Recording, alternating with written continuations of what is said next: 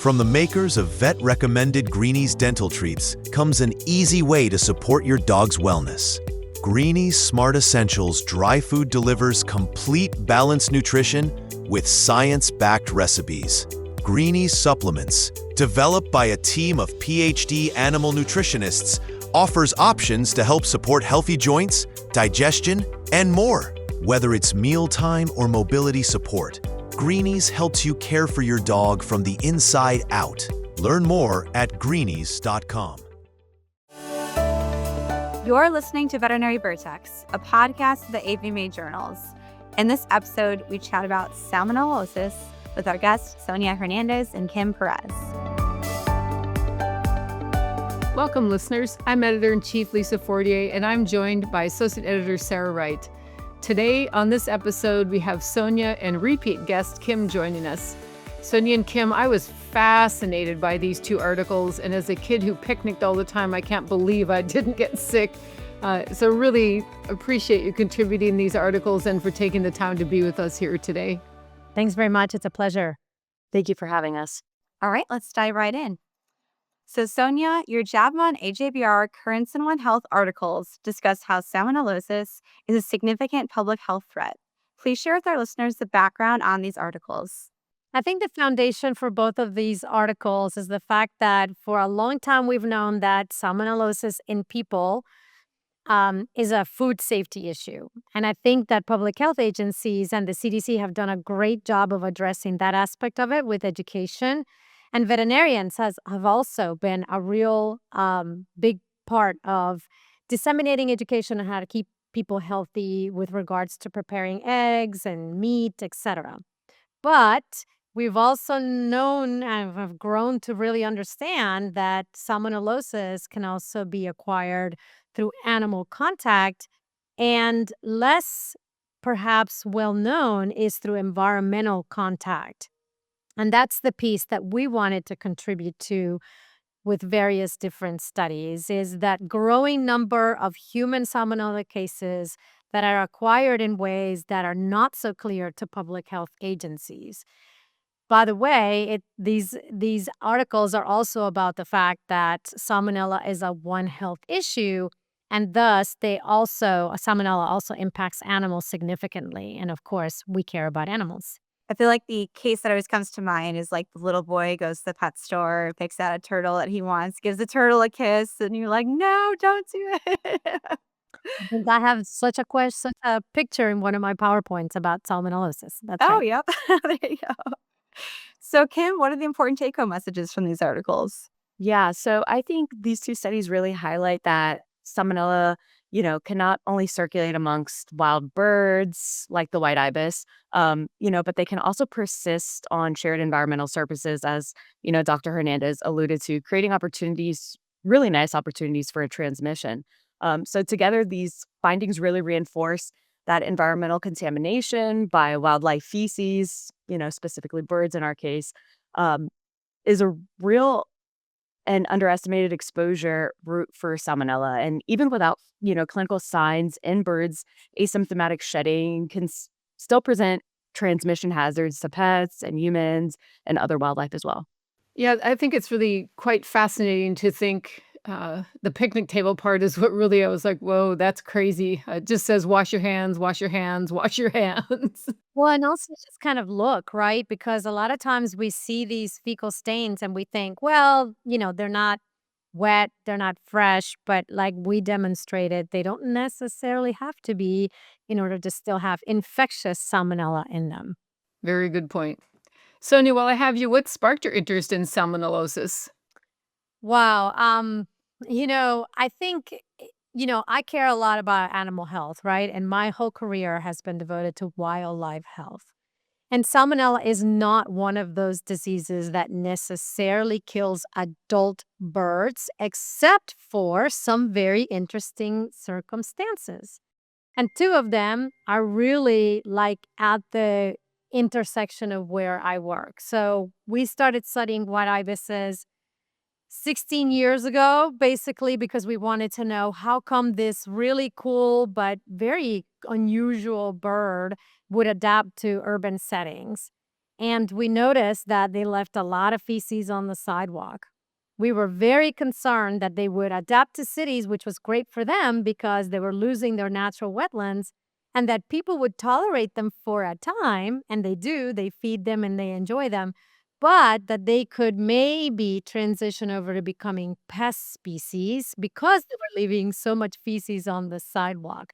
So we wanted to get ahead of that and kind of look at it, understand the real risk, and then educate people about it so that we don't end up having to manage these birds in ways that later become a real problem for the birds themselves, right? Like the way that, for example, Australian ibises are managed.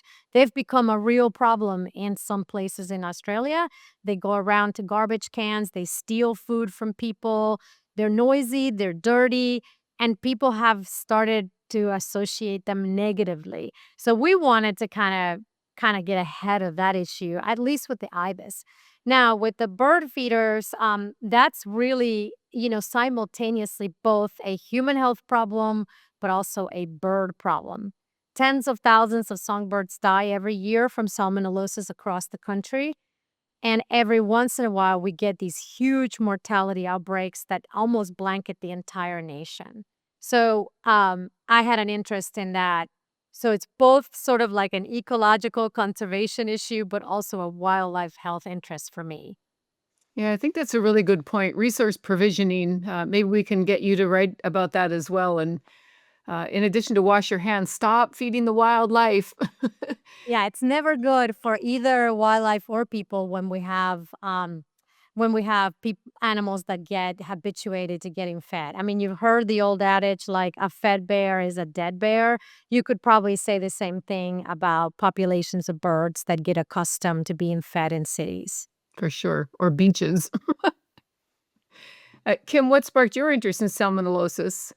Yeah, so I've always had an interest in the interface of like wildlife, livestock, public health, and the environment. And luckily for me, Salmonella kind of sits right at that intersection.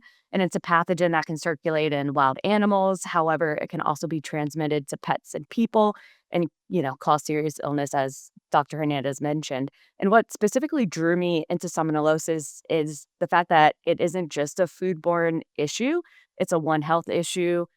So in our work, we've seen firsthand how simple actions like putting up a bird feeder or feeding ibis at a park can unintentionally set the stage for disease transmission.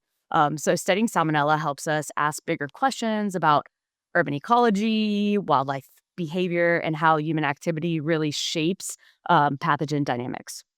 As two key opinion leaders in this area, you outline some of the important take-home messages, but always, even if you're a key opinion leader, when you pull all this information together, there's something that surprises you. So for either one of you to go first, Sonia, maybe you, what was the most surprising finding from this set of articles? Oh boy. I mean, Lisa, that anytime you do science, you think you've got the answers, and then you get surprised by so many different things. I mean, I'll talk about the white ibis study first, and then Kim perhaps can chime in on the other one. But I will say, first of all, we captured ibises from the Everglades, young ibis, and we knew that the adults were reservoirs. We knew that the prevalence of adult ibis was about 27%. But we did not expect that when we caught baby ibises and brought them in for an infection trial, that they would already be shedding salmonella at such high prevalences. What was interesting, though, is that even though they were shedding, after they matured, after their GI microbiome matured, then they stopped shedding altogether. So then we thought, okay, good. We waited and we had a long, long period where no bird was positive for salmonella. When we went to go infect them, which is how you do infection trials, with appropriate numbers of Salmonella typhimurium, and especially got a pathogenic strain of Salmonella typhimurium, we could not infect them. Yeah, there weren't that many birds that we could successfully infect. And that kind of surprised me. I mean, if you read about Salmonella and immunity to Salmonella, the evidence for it is really scant, even in people. But we suspect that at the cellular level, like at the intestinal level, there probably is more immunity than one thinks. And so I wonder if that was what happened with our birds, right? We know we did all the quality control to make sure that the salmonella we had was infectious. We checked before and after, and yet we still did not get that many birds. So it really does give me hope to the Right. fact that if birds are exposed with low levels early on, then maybe that means immunity for them later. Yeah, huge opportunity. Kim, how about you? What surprised you in these articles? Yeah, so for me, in our American Journal of Veterinary Research, our Salmonella persistence trial, um, I was really surprised that the antimicrobial coating that we utilize on our feeders didn't really significantly reduce Salmonella persistence. And then, as Dr. Hernandez mentioned earlier as well, just the fact that Salmonella can persist on these various surfaces for such a long time, even if it looks, as she said, it's a little spot that's on the picnic table. And you may think, oh, it's dried up. It's probably been there for, a few days. There's the potential that something still could be there. So those were really the two kind of wow factors for me with our studies. Definitely very timely, especially with it being summer and people going out for picnics and things. So hopefully people that are listening to this are just hyper aware now of definitely public health concerns when they're out in those environments. So Sonia, what are the next steps to research in salmonellosis?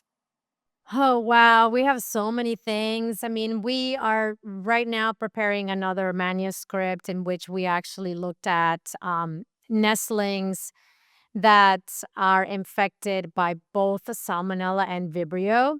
There's some different dynamics going on between Vibrio and Salmonella, especially for coastal white ibises in Florida.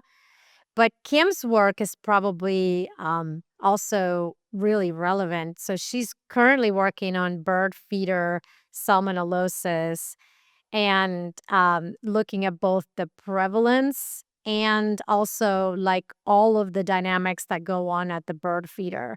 And surprise, surprise, we're probably not going to find an avian reservoir, but rather that we're going to find that the bird feeder itself is the issue. And wildlife health people, we've always thought that was the case, that bird feeders are a focus of transmission and of persistence. And of course, we struggle with the concept of whether to recommend bird feeding or not. As far as salmonella is concerned, it's probably an issue. So we'll continue to look at these things for years to come. There's so many other questions we haven't answered. I mean, why Typhimurium and why some birds die and others don't? I mean, those are the kinds of things that we would like to know too. What about the squirrels that eat more of the bird food than the birds? Yeah, Kim, you want to say something about the squirrels? Yeah, so we did I would say a pilot trial. How many years ago was this, Sonia? Probably 2022 now? Yeah. Where we actually captured squirrels. And we found a decent persistence in some of the squirrel populations, but that I'll tease it a little bit. That paper is on my docket to come out, so hopefully I can get that written up at some point between field work and lab time and office time. So maybe you'll have us back on for that paper. I mean, squirrels, like most rodents, are really good at maintaining salmonella, but I'm not sure that they're the reservoir either because their serotypes don't match what the birds have. And so then that leaves you the question with what about all the deer that come? What about all the raccoons? I mean, we had done work on raccoons and possums years ago, and their prevalence is always above 50%. So, and they do sometimes shed typhimurium, but not always. They have a huge serotype diversity. So the answer is probably not any one thing. Makes sense. My background is aquatic, so as soon as you said Vibrio, my ears perked up a little bit. I was like, oh, no, that one. Yeah, and then it's oyster, shrimp, a big economic product in Florida specifically. And Vibrio will continue to be an issue in coastal areas, especially as the water temperatures warm with global climate change. Yeah, definitely something to keep an eye on for sure. And for those of you just joining us, we're discussing salmonellosis with our guests, Sonia and Kim. Hey, Sonia, over to you. How did your training and your previous experience help you to write these articles and really even get across the finish line? What advice do you have for people who are in the field work trying to balance? You talked about earlier, I have another manuscript. How do you balance all that work and really get the work all the way done and shared with the public? Wow, that's a lot. I mean, my training was first as a clinical wildlife veterinarian. I think that understanding how an animal goes from being healthy to being sick and then having interventions that you can make them healthy again has been extremely helpful for me. But I'm a researcher now, and I have a PhD in ecology. And I think putting together both the piece and the foundation from veterinary school and understanding the foundations of pathology and disease on top of the ecological details is really what gave me the edge or the advantage in understanding systems out in nature, right? So that's the piece about training. I'm sorry, what was the second part? Oh, how do I get it all done? Oh, I don't know. AI. No, just kidding.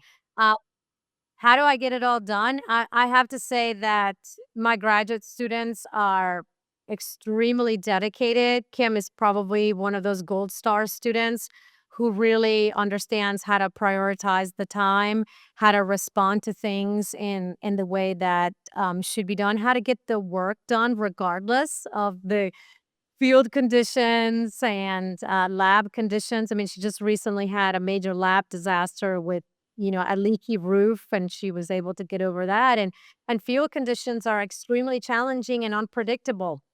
Um, so I think you have to build in the time and the space with the type of work that we do for plan B, C, and D all the time. I love it. Kim, how about you? Yeah, so my previous work with one of my mentors really helped me understand the significance and interactions between animals. And at the time, it was primarily dairy cattle, humans, and the environment, and what impacts each one have on one another and disease dynamics. And now I'm a PhD student under Dr. Sonia Hernandez and Dr. Aaron Lith. Um, and, my graduate work has really provided me with the knowledge and perspective and the passion for wildlife health because I was in the livestock community and environmental systems with Dr. Aaron Lip. So um, I would say just working with the College of Public Health and Warnell School of Forestry and Natural Resources really highlighted this significance, both the good and the bad that organisms can have on these various systems. And then I guess that is kind of like my long-winded way of saying that, working and thinking in all these various systems really opens your eyes and your minds and allows you to formulate these questions and see things from a different perspective. Which helps write these articles and which helps get field work done and lab work done and helps you pivot and just keep going and always having your eye on the prize and the goal, which is to produce, good science and, hopefully make an impact.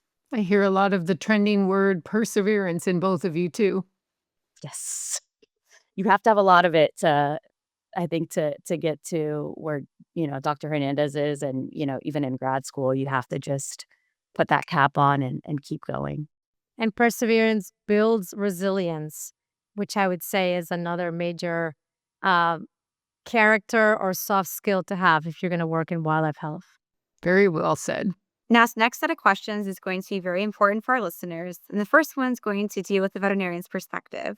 So, Sonia, what is one piece of information the veterinarian should know about salmonellosis? I think salmonellosis, in vet school is taught to us as a food safety issue. And I think that we need to understand as veterinarians that animal contact with a huge variety of animals can lead to people getting salmonella, but also that it can be easily transmitted among animals in the clinic, in the wild, in the home. And I think it's important for us to sort of teach people very basic things. We assume that people understand that maybe you should need a sandwich right after you handle your pet turtle, or that if you're outside cleaning your bird feeder, that you should really make sure to wash your hands afterwards. But these are not necessarily assumptions that we should go by. We should really understand that we play a role in educating people and that they appreciate that. And there's little like things like, for example, if your cat goes outside and catches a sick bird, it can come back and lay on your bed. It can become a reservoir of salmonella. It can pass it on to your dog, to the other cats, or onto you. So, lots of lessons, lots of little nuances that are important. What I like most about that is don't blame the burger all the time. That's right. And on the other side of the relationship, what's one thing that clients or the general public should know about salmonellosis? Well, I think I said some of it. I think that we don't want to scare people away from having animal experiences. We just want them to make sure that they understand that they need to wash their hands after they play with animals, touch animals, and that they should use a little bit of common sense. Some animals do have a higher risk than others, baby turtles, baby birds, and that salmonella collects in certain environments, bird feeders, areas that have feces from animals, and things like that. And always to just, if you're in doubt, wash your hands. I think when I was little, I was always taught, wash your hands before you eat. I think we should bring that back. Very good. As we wind down a little bit, we like to ask a little bit more of a fun question. So we'll start with you, Kim. What is the oldest or most interesting item on your desk or in your desk drawer? And if you have it, feel free to show it on the camera. So it's definitely the most interesting thing that I have. I don't have it with me because I'm in my other office, but I have somewhat inherited a life-size cutout of Dean Winchester from Supernatural.